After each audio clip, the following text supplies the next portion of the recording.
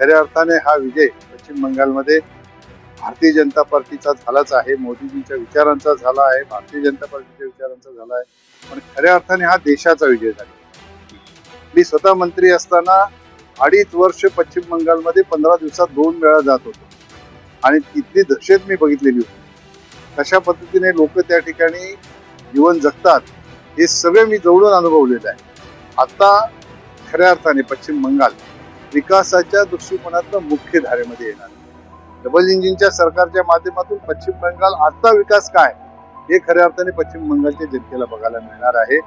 पश्चिम बंगालच्या विजयानंतर महाराष्ट्रभर आपल्याला जल्लोष साजरा करताना भाजपाचे कार्यकर्ता असो, भाजपाचे आमदार असो किंवा भाजपाचे खासदार असो, ते जल्लोष साजरा करताना महाराष्ट्रभर आपल्याला दिसत आहे. तसंच आमच्या भिवंडी शहरामध्ये भिवंडीचे नगरसेवक असतील, भाजपाचे आमदार असतील किंवा पूर्व माजी पंचायत राज्य केंद्रीय मंत्री कपिल पाटील त्यांची आम्ही आज मुलाखत घेतलेली आहे आणि ते त्यांची प्राथमिकता काय, त्यांनी जल्लोष साजरा केला आणि भाजपातर्फे त्यांनी काय सांगितलं जाणून घेऊ आपण.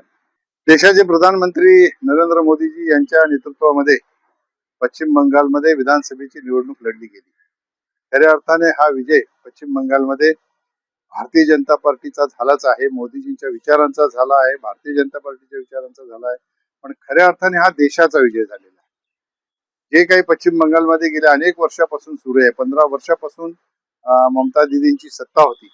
मी स्वतः मंत्री असताना 2.5 वर्ष पश्चिम बंगालमध्ये 15 दिवसात 2 वेळा जात होतो आणि तिथली दहशत मी बघितलेली होती. कशा पद्धतीने लोक त्या ठिकाणी जीवन जगतात हे सगळे मी जवळून अनुभवलेलं आहे.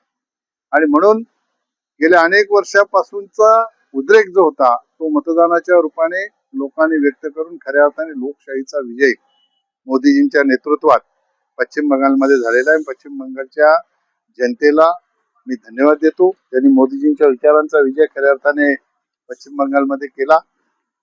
आता खऱ्या अर्थाने पश्चिम बंगाल विकासाच्या दृष्टिकोनातून मुख्य धारेमध्ये येणार.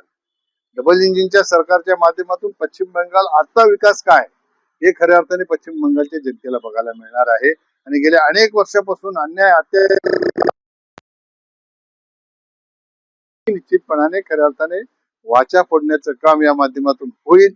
खऱ्या अर्थाने ज्या लोकांनी आपल्या प्राणाचं बलिदान दिलं, ज्यांच्या हत्या केलेल्या आहेत, त्यांना खऱ्या अर्थाने एक प्रकारची आजचा हा विजय मोदीजींच्या नेतृत्वात झालेला खऱ्या अर्थाने श्रद्धांजली असं म्हटलं तर चुकीचं ठरणार.